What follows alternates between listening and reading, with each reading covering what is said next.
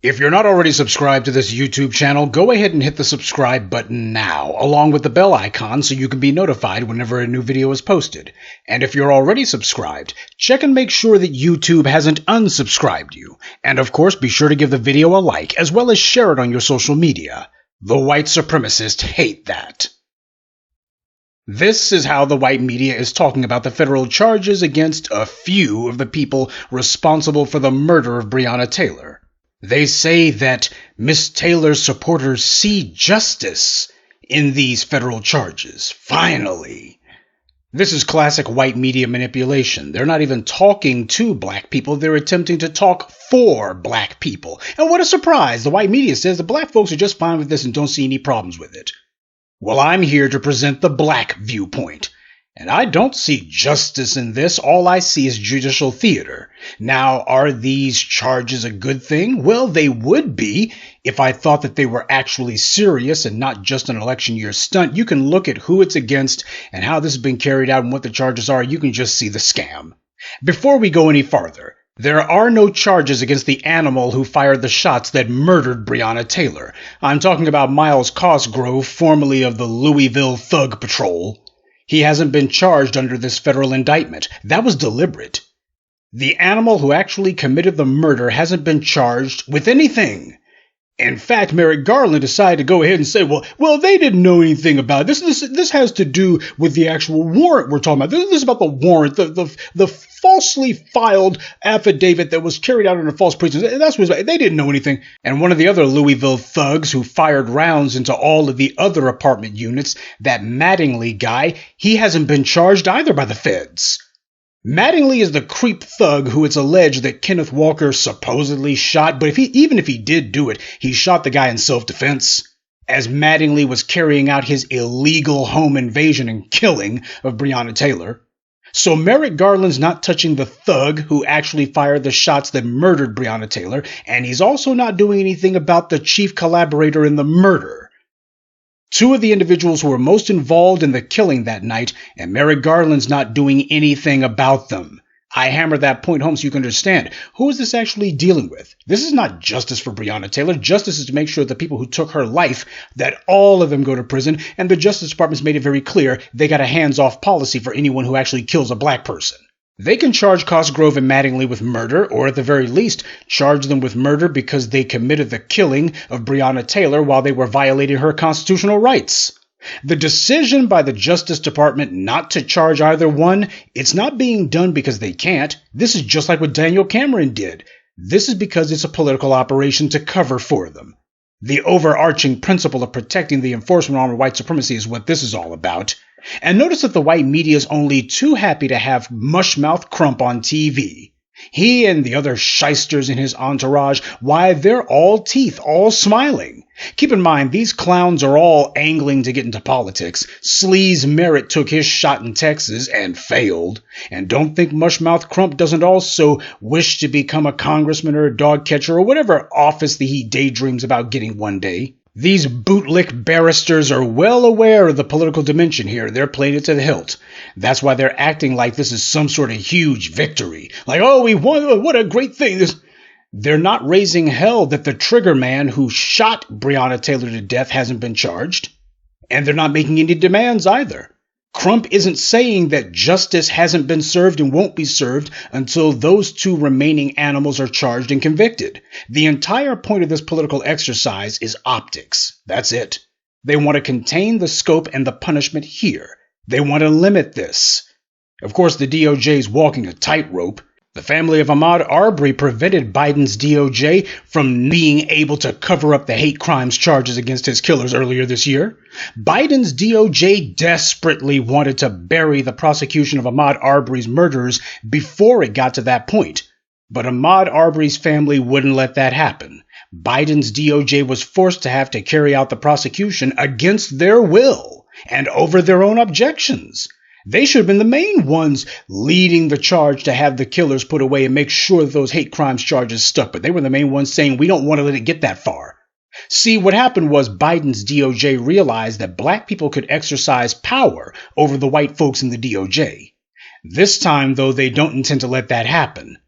As Merrick Garland said, "The officers who ultimately carried out the search at this Taylor's department were not involved in the drafting of the warrant and were unaware of the false and misleading statements they contained." Well, first of all, they didn't carry out a search at Breonna Taylor's apartment. They carried out a murder there. And secondly, they are just as guilty as the ones who actually wrote it up, because they made the decision that they were going to go barging in to violate their own department's procedures and go smashing in the door without announcing themselves, though they claim we had a no-knock warrant, but we announced ourselves. This is a straw man indictment that's being put on. It's meant to get some headlines, but it's not meant to actually punish anybody. And then afterwards, you'll have Biden's DOJ claiming, well, these were paperwork offenses they committed. We're talking about violating constitutional rights. We weren't here to actually punish the killing of Breonna Taylor. This was just a matter of her constitutional rights. Now, what constitutional right can be higher than the right to live? Keep in mind, this is the same Merrick Garland who just 7 months ago was bending over backwards to give a sweetheart plea deal to the murderers of Ahmaud Arbery. And that murder was caught on video. It was a slam dunk conviction. But Merrick Garland, the Biden DOJ, they didn't want a conviction. They wanted a plea deal. One that could make it where that whole hate crimes thing wouldn't actually attach. Because they don't want that to become habit forming. They don't want people to expect that to happen. What they want is for people to expect a plea deal that results in no real punishment. And they pulled a similar scam with Derek Chauvin and the collaborators in the murder of George Floyd. Now, the murder of Breonna Taylor was not some paperwork error. It was an intentional and deliberate act of murder, and everyone involved in it is guilty, from the gunman to the DA to the judge who signed the fraudulent warrant to the state attorney general. Make no mistake here. To not charge the actual gunman in this case is Biden's administration carefully catering to the police. They're making it clear that, hey, this is just for show. Don't take this seriously. Killing a black person still isn't a crime, and we won't allow it to be. And one more thing, the white media has been lying through its crooked teeth that Kenneth Walker shot the police and it certainly wasn't friendly fire. That's one of the lies by omission that they've been putting out there. The truth is, Kentucky's state police have never been able to conclusively deny that the Louisville thugs shot one another during their illegal and murderous entry into Breonna Taylor's residence. They've never actually been able to establish that, and they've never actually said, nope, there's no way in hell that these guys shot each other. All they said was, well, we support what the police said, with no evidence. The white media actually expects us to believe that a gang of violent thugs who lied to get a phony affidavit for an illegal search, who lied to a judge, lied to their department, demanded a no-knock warrant, and then turned around and claimed, well, we knocked anyway, even though all the neighbors say they never did. Those thugs who fired wild shots in all directions into adjacent apartments apparently were careful not to shoot one another. Yeah, because these guys are just so circumspect, don't you know? These guys are just so careful, they would never be that reckless. This is the kind of fairy tales that you have to believe if you're going to go along with the white media narrative.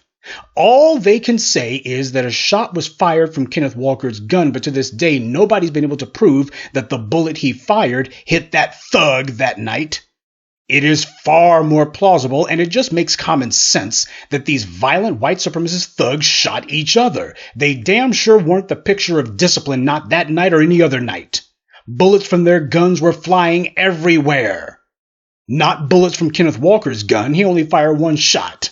They were bunched up together, trying to barge their way in, tripping over each other. Of course they shot one another. There's no cure for crooked and no cure for stupid. And for the idiots who might try to claim, well, it's complicated, man. They can't just put murder charges on someone just because they was there. Remember, after the murder of Breonna Taylor, that lying racist DA Wine, he decided to try to actually charge Kenneth Walker with the murder of Breonna Taylor. Remember that?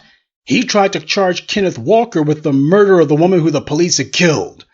And they were forced to have to drop the case because Judge Olu Stevens made it clear there wasn't going to be any railroading of Kenneth Walker in his courtroom. That DA was trying to put the blame on someone else. He had no problem. Nobody was saying, well, you can't charge Kenneth Walker. It's not like he shot Breonna Taylor. He was trying to pretend, well, he was there and it's his fault. We're saying that he's responsible. He's responsible for it. So the actual killers, the actual gunmen aren't responsible for killing Breonna Taylor. That's impossible to prove. Why, there ain't no leak. Can't prove it legally now. But a man who didn't shoot her, the DA had no problem saying we're going to charge him? Come on. Walker's own attorney put out a report saying that the police shot each other. The state couldn't refute it because they can't establish who actually shot that white supremacist intruder. Yet the white media says it must have been Kenneth Walker because surely the police would never have shot each other. That's not logical thinking, and it's not reality either. So anytime someone says Kenneth Walker shot the police, you make sure to demand that they point to where the state established that. Even the lying white media can't do that. All they say is, well, the Kentucky State Police, they say that they support what the LMP claimed. Now, there is a world of difference between support and prove. They didn't say they proved what the Louisville Police Department said. They say we support what they say. Well, isn't the entire point of the Kentucky State Police that they're supposed to actually determine things on their own? Why isn't the Kentucky State Police saying we have proven that Kenneth Walker did it? Instead, they just say, well, we're going to support what these guys have said. That's not their job. Their job is not just to nod their heads with what a third party says. Their job is to establish it on their own. But this is what the white media is doing. This is a hell of a stretch. But these are the lengths that they've had to go to in order to try to prop up some of the lies that they've been telling, because a lot of those lies have already died a horrible, grisly death and fallen already. But for the few remaining lies that they've been trying to use, these are the lengths they've had to go to. No evidence, no proof, just take our word because we're white and we said so. We already know that the crooked DA down there offered Jamarcus Glover a plea deal with no jail time if he would just lie and say that Breonna Taylor was trafficking drugs. Remember that? Jamarcus Glover, the man who the police claimed that they raided Breonna Taylor's apartment to find. Jamarcus Glover himself refused to lie, and he even took a screenshot of that fraudulent plea deal that the DA offered, and he posted it on social media so the world could see it. And the slimy DA was later forced to claim, well, that was just a draft agreement. It was a draft agreement, you see. He began white-splaining like crazy, saying that, well, these were just pre-indictment negotiations. I mean, it was clearly not finalized. Does anyone believe that? You're bringing somebody a draft? Pre-indictment negotiations that you're deciding to write down? No, pre-indictment negotiations are done between the defendant's attorney and the DA, and then they come back later with what they've agreed on.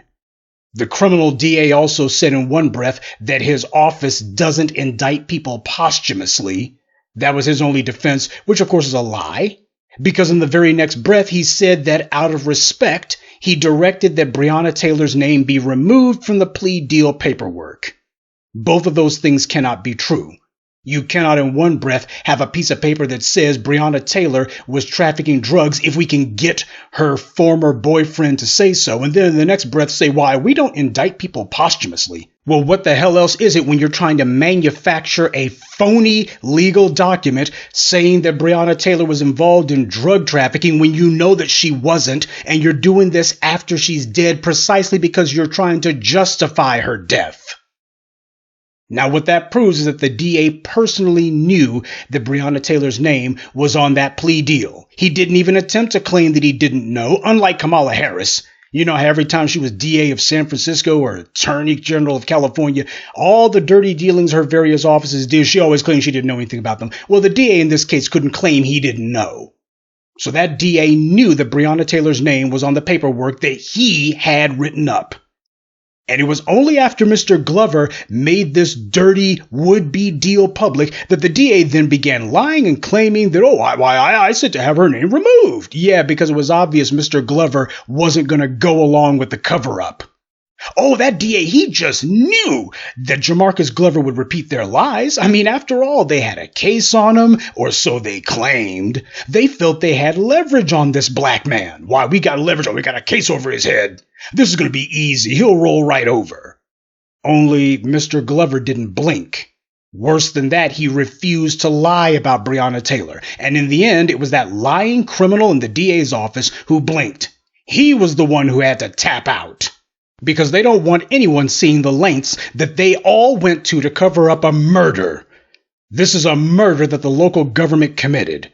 The vicious murder of Breonna Taylor was not merely a heinous crime committed by some racist hillbillies in Kentucky. It was an execution by the state, and you can tell because of all of the state officials who got involved, everyone from the judge who signed off on it, to the DA, to the state attorney general. Now, shortly after the DA's half-baked attempt to get Jamarcus Glover to commit perjury failed, the DA then agreed overnight to give Mr. Glover probation on all charges, and he was quick to want to drop the prosecution of Jamarcus Glover altogether. Look, I'll get rid of all the charges. I'm dropping everything. Probation for what few charges are there, and everything else is just going to be dismissed. Well, that is, if Mr. Glover agrees to leave the state of Kentucky. See, that was what the terms of the plea deal ultimately were. The plea deal that didn't have Breonna Taylor's name in it. So Jamarcus Glover he knew that he could get exactly what he wanted without having to lie about Breonna Taylor. It was the DA who had to finally give up the ghost. But isn't that interesting? The DA's plea deal requires that Mr. Glover leave the state of Kentucky. Now, why would the DA not want him in the state of Kentucky? After all, this man's supposed to be the biggest drug dealer in the entire state. Why would the DA not want him within arm's reach? Why would he require, you must leave the state? You think he'd be sitting there going, no, I want you to stay around so we can put another case on you. No, they wanted him gone. Why? Because when lies like this fail, when attempts like this fail by crooked DAs, they fail completely. They don't want Jamarcus Glover to be in Louisville or even in the state of Kentucky, because he could cause problems for the local lying DA and for Daniel Cameron and the rest of the criminals in Kentucky. I want you to think about what that DA tried to do here, the stunt he tried to pull. I want you to think about it because clearly Biden's DOJ and that creep Merrick Garland, they're not thinking about this at all. You see how wide this conspiracy to cover up the murder of Breonna Taylor is. Jamarcus Glover, who the police and the DA told everyone is the biggest dope dealer in the South. Jamarcus Glover, who apparently, to hear the white DA and the white cops tell it, he's just running loads in and out of Louisville nonstop. Jamarcus Glover, who, to hear them tell it, he's the entire reason that they murdered Breonna Taylor because he's such a dangerous drug dealer. We have to get a no-knock warrant because Jamarcus Glover is just so dangerous. Well, they arrested Mr. Glover without incident, by the way. And this man, who is supposed to be the cause of all this tragedy, certainly not the police. This man who has been dealing all these drugs and breaking all these laws, this man who they've been chasing for so long and gone to such lengths to apprehend, the DA drops the entire set of charges against him at the drop of a hat. If he would just sign a piece of paper saying that Breonna Taylor had something to do with drug dealing. Man, could you imagine if El Chapo could get himself a deal like that? Get the feds to drop all charges against him if he would just say that some innocent third party who the cops had killed was involved. Or not even to say that she was the mastermind, just say she was involved and that why all the charges go away, because that means they're more interested in dirtying her up than they are in putting him away. Everyone knows what this is about. Every time that a black person is killed by the thugs in blue, the white media narrative is, well, let's find some dirt on them. Let's show that they basically somehow deserve it. Sure. They were unarmed and they were innocently killed that night. But we got to show, well, this person was a bad person. They were immoral. They deserved it on some level. Well, they couldn't do that to Breonna Taylor. So they were trying to find a third party who would. So that the racists in the white media and in the society themselves could say, well, you tried to say she was innocent and, well, she was guilty of something. Sure, she probably didn't deserve to die that night, but she was guilty of something. If Jamarcus Glover was who and what the white police and DAs claimed that he was, then it should have been inconceivable to offer a big-time dope dealer like that any sort of plea deal, because they weren't eager to offer Kenneth Walker any sort of plea deals. That's because they thought that they were going to be able to easily railroad him into prison and say, well, it doesn't matter who actually murdered Breonna Taylor. We're saying that it's Kenneth Walker's fault.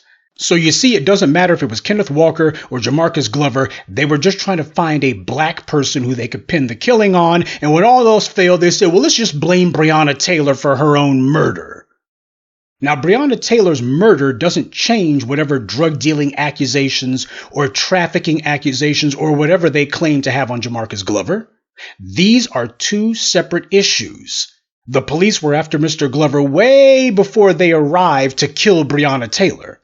And whatever evidence they claim to have on Jamarcus Glover, that doesn't become irrelevant just because they murdered an unarmed innocent woman in her own home. So if the Louisville Thug Patrol really did have this mountain of evidence on the alleged biggest dope dealer in the South, why didn't the police simply proceed to trial then? Why dump the biggest drug-dealing prosecution in U.S. history to hear them tell it? Simply because you need to smear Breonna Taylor.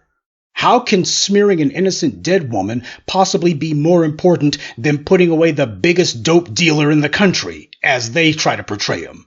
Now, of course, I don't think I need to belabor the point that there were no drugs, no drug paraphernalia, or even one thin dime of drug money found at Breonna Taylor's residence. They found nothing there. So if Breonna Taylor was doing all this dope dealing and allowing her place to be used as a stash house for all this contraband, as the police and the DA claimed, then where were the drugs? Where was the paraphernalia? Where was the money? Where was anything? No, this was about they didn't have a case. They knew they didn't. They stepped in it big time. But if they can just get somebody, if they can just pressure someone into saying, well, she was involved. That's what it's about, justifying her murder after the fact. Well, she was involved. That right there tells you everything you need to know about how strong a case they thought they had against Jamarcus Glover. These are the kind of illegal fishing expeditions that local, state, and federal law enforcement do against black people all the time. Manufacturing a smear of Breonna Taylor, trying to incentivize someone to lie about her, that was more important to them than putting away the allegedly biggest drug dealer in U.S. history. Because this was about protecting the enforcement arm of white supremacy. And that's what Merrick Garland is doing right now. All these white supremacists at all levels desperately trying to manufacture a justification for Breonna Taylor's murder after the fact, that's called suborning perjury. So we're not going to let the white media sit here and pretend as if Merrick Garland has some sort of come to Jesus moment.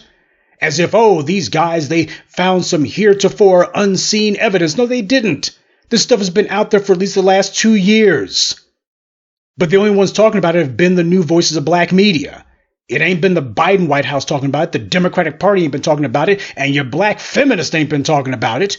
This is what makes chumps like Tyrannosaurus Burke so damnable. She had the nerve to ask, why is it my job to go after white men? And then people are shocked when Tyrannosaurus Burke says almost nothing about the murder of Breonna Taylor. Listen up, stupid. When Burke asked why it's her job to go after white men, when she rebuffed that idea, she meant why should she be critical of a white man under any circumstances? And she's not alone. For the last few years, the bootlick bedwitch contingent have been obsessing over R. Kelly, who, let's be honest, we've all known he had one foot inside a prison cell for years. Demonizing R. Kelly had nothing to do with putting him in prison and everything to do with the racial distraction campaign and America's favorite pastime, hating black people in general and black men in specific. So while KRS-Two and the rest of the ski-wees have been kissing the white media's behinds and doing white power's bidding and pretending to obsess over big bad black men, these same black feminists said pretty much nothing about Breonna Taylor. But these same chumps will suddenly remember Breonna Taylor now, won't they? And they're going to claim why they were with us all along. These people who have been quiet for the last 2+ years. Oh, yeah, they were behind us the whole time. Yeah, way behind us. So far behind us we couldn't even see or hear them. So 2 years ago, while these phony feminists who were desperately looking for a white media gig were busy pretending to obsess over R. Kelly and Bill Cosby, you had the new voices of black media like myself who were getting on the Washington Post butts about their fake coverage and cover-up of the Breonna Taylor murder. I personally went after the writers on Twitter to call them out. Why? Because they're the agenda-setting media. It's important to get them to cover that the warrant was based on deliberate lies. And they didn't want to do it. But I stayed on them until they did. And the enemy had no answer for that. See, the main thing that Merrick Garland's talking about is the warrant. You didn't need to wait for him to say anything. We were talking about this years ago. The job of the white media is not to inform. In fact, their job is the opposite, is to cover up, to obfuscate. It's to saturate the society in whatever viewpoint is expedient to white power. Their job is to put up a wall of white noise and to drown out the black truth. See, the poor half-wits who follow the white media, they're shocked at the claims of phony affidavits and perjury and false reports. To them, this is brand new.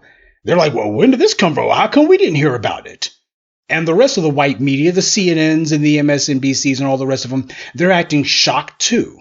They did absolutely no headlines talking about the phony warrants. You had the black media on them. They were forced to have to put it into the story because we got on their butts about it.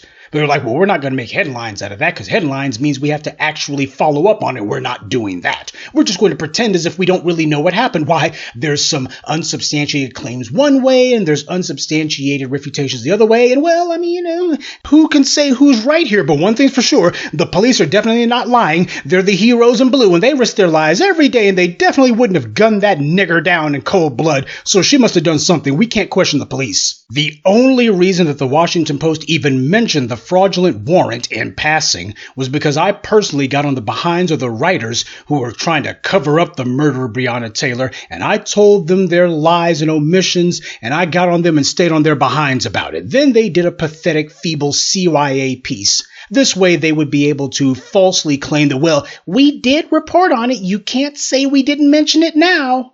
No, there's a world of difference between reporting on something and covering something. To do a one and done mention of something that you put in the middle of an article, that's not even reporting it.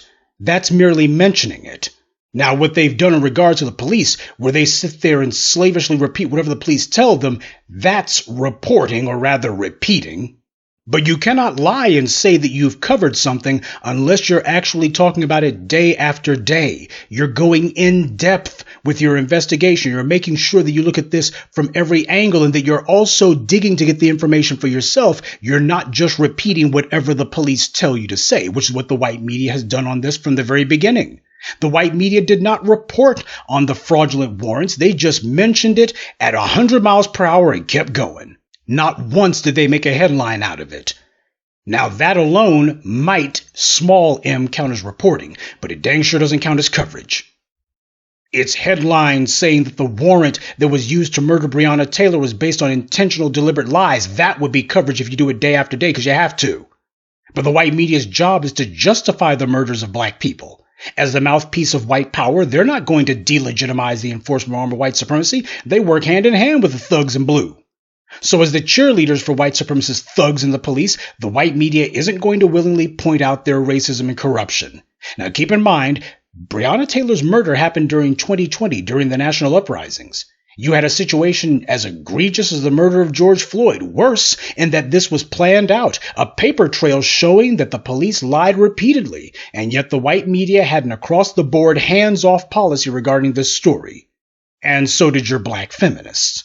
They were desperate to change the headline, and that's where your black feminists come in. They give cover to the white media by screaming and yelling about some black man, and while everyone's busy asking whether R. Kelly had a harem or not, the murderers of Breonna Taylor are allowed to stay on the loose. Isn't it interesting how all these black feminists are also looking to get white media jobs too? All the Me Too, Time's Up, Black Girl Magic, Black Woman is the Mule of the World, the culture is black women types. They're also all trying to get on a white cable station, get themselves a show on a white radio station, or get themselves a book deal with a white publisher, or get themselves some sort of regular columnist gig with a white publication. They want to be part of the white media ecosystem, but they understand what the white media's rules are. Let me tell you something. When these black feminists do white power's bidding and take the focus off the thugs in blue and off of white supremacists in power who are abusing their positions like Harvey Weinstein or Joe Biden, that's not some victimless crime. When the Tarana Burks do their deflections, black women die. Black women get murdered when the Tarana Burks do their stupid deflections. When the Tiffany Cross-Eyes and the Joke Reeds decide to follow red herrings like Bill Cosby and ignore the killers of black women, they make it where the killers of black women get to walk and look for their next victims. It's not just part of the news cycle, okay? What the black media's been doing, this is what protecting black women looks like. This is what sticking up for black women looks like. Playing along with the white media narrative is not protecting black women. It's endangering them. It protects the murderers of black women from being punished, and it encourages the next thug with a badge or without one to target black women because they know that there's a ready pool of black feminists who are going to help the white media change the headline and talk about black men instead.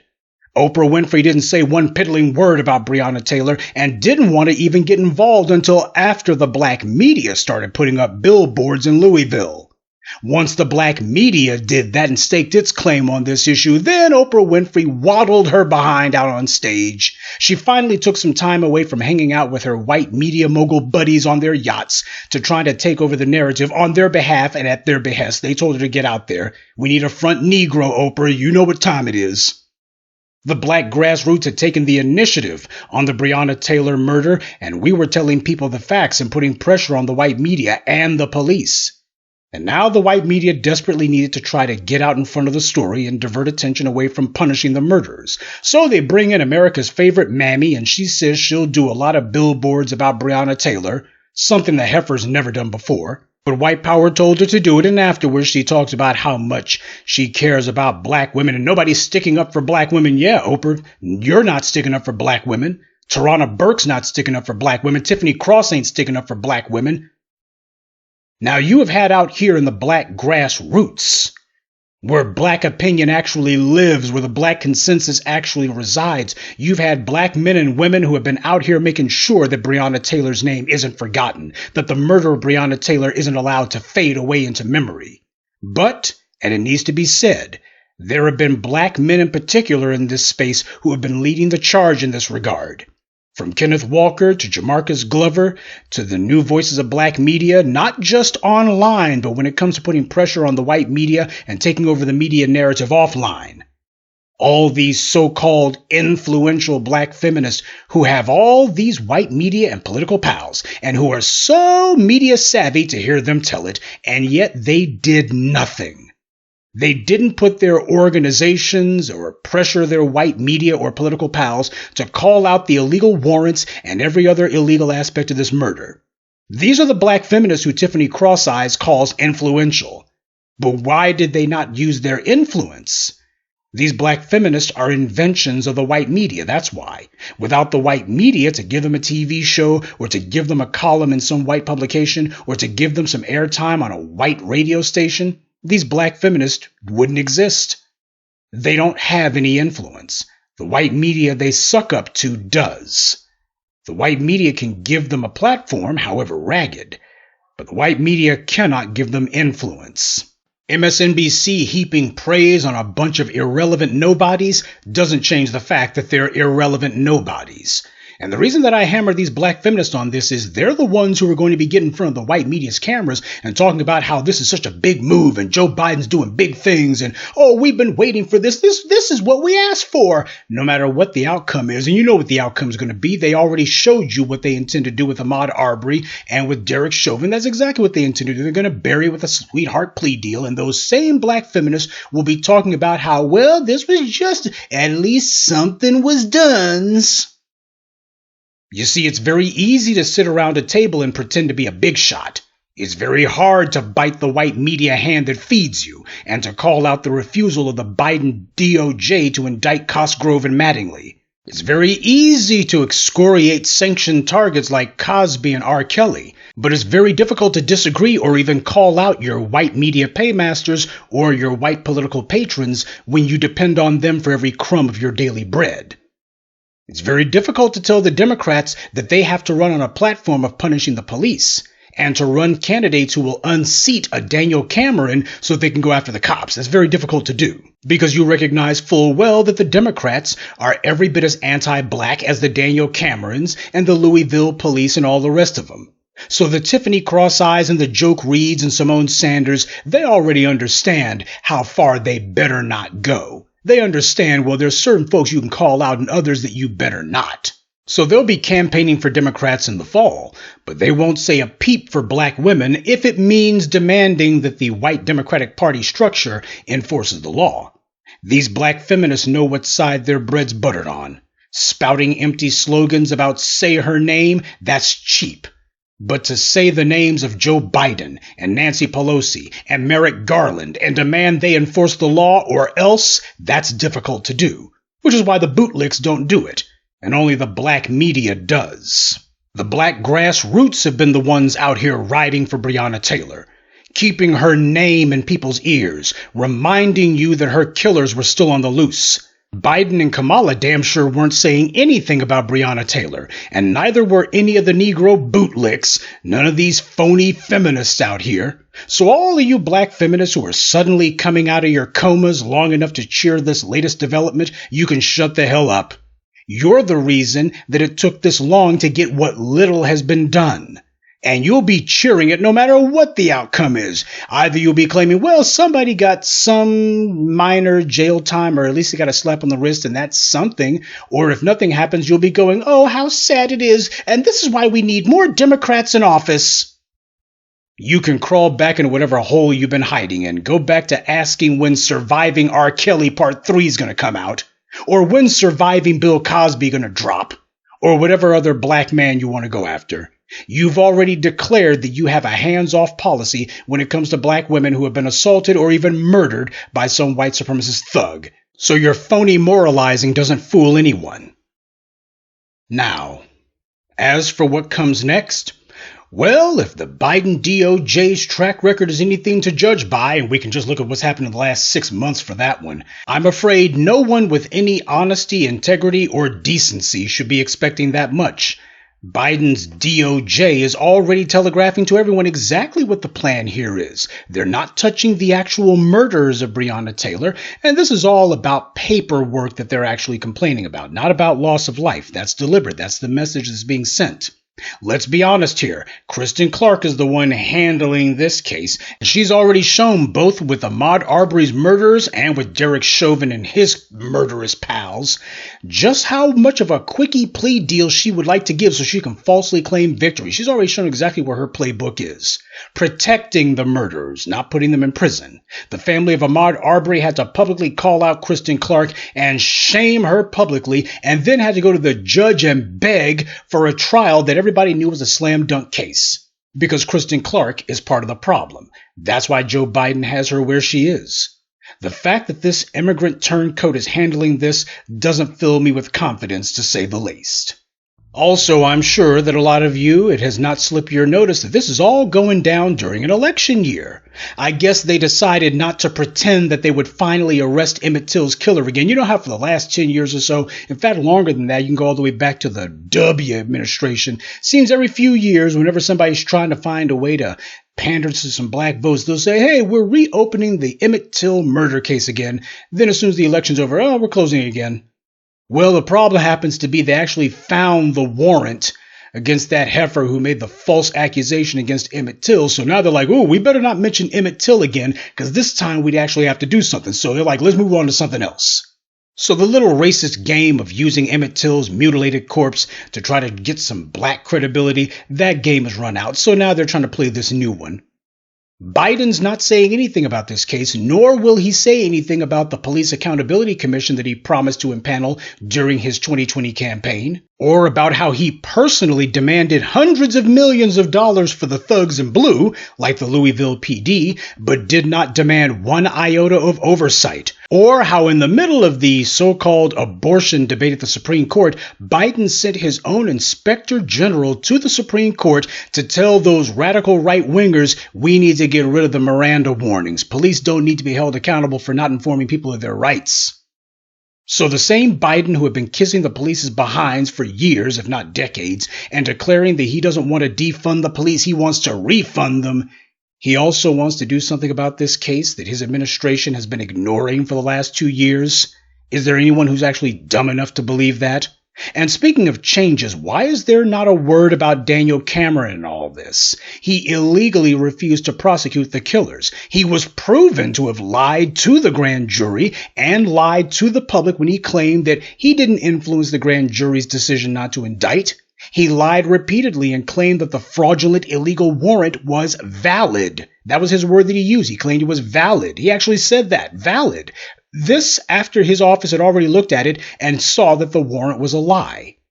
So you take Cameron's lies, combined with the grand jury's testimony that Cameron's office told them not to indict, instructed them, don't indict, and you have a slew of crimes. Any action that doesn't also prosecute Daniel Cameron is illegitimate. Putting a few clearly guilty, dirty cops on trial, that's not nearly enough. Even the Louisville PD said that these guys were guilty and recommended charges, so you're not impressing me with that one. They lied from the very beginning to the end of this tragedy that they carried out. So only going after the thugs in blue, that's just the beginning. Start going after the crooked DA and the prosecutors and judges, and then you can come to me and say you're finally doing something.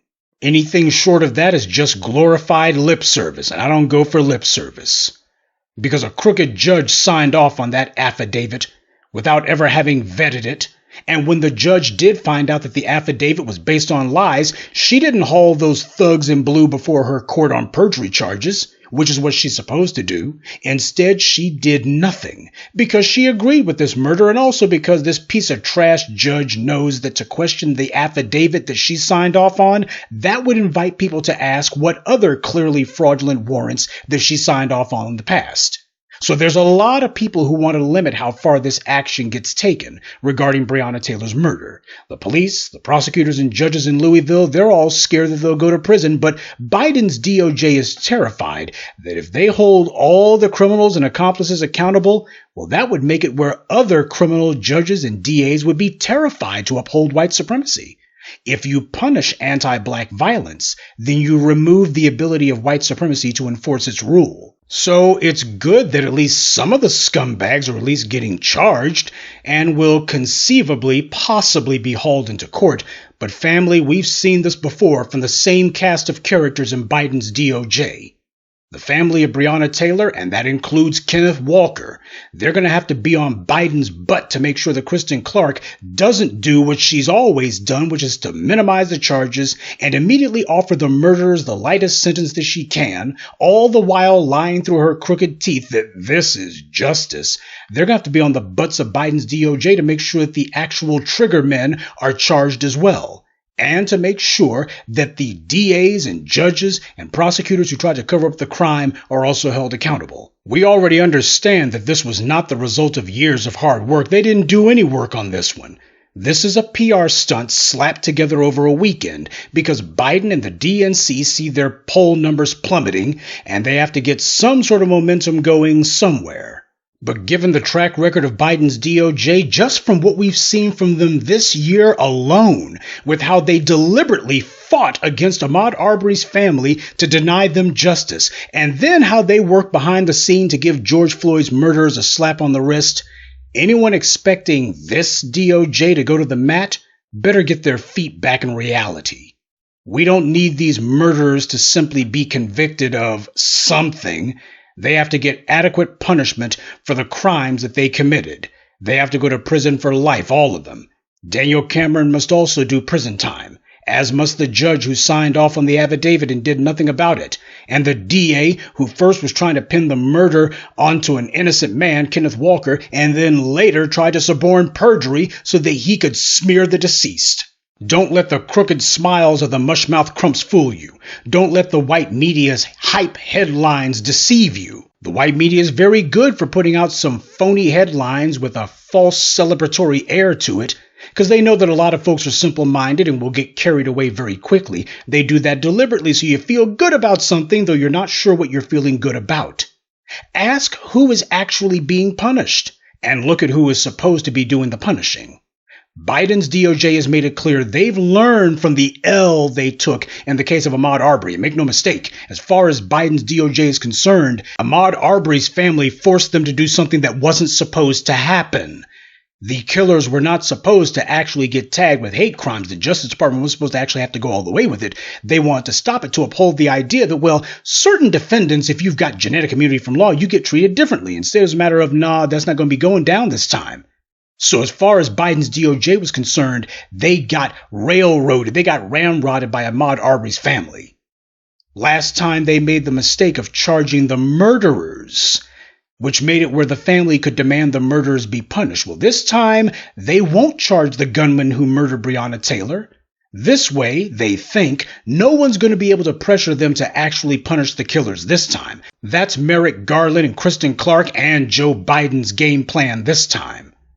We're not going to have black people pressuring us to do anything.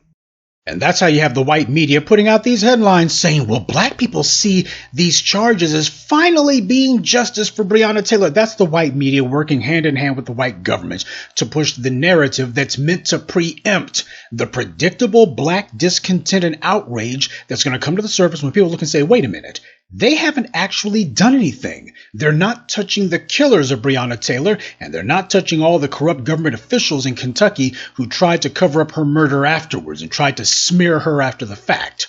This is white power trying to get out in front of the issue. They saw what happened with Ahmaud Arbery, and they're determined that's not going to happen again. Oh, we're going to tell you that you guys are fine with this no matter what you niggers think. See, justice isn't what black people think it is. Justice is what white power tells you it is. And then these self-same liars and criminals, they'll expect black people, black women in particular, to vote for them in November. And why not? Because after all, they've done so much to protect black women. Good evening, and be one. I'd like to take a moment to mention some of our contributors. Anthony Cooper, Burkett Cochrane, Sabrina, Rahman Muhammad, and Tyrone Leak. Salute to them and thank you to everyone for listening, liking, and sharing this message. Black empowerment only exists because of you.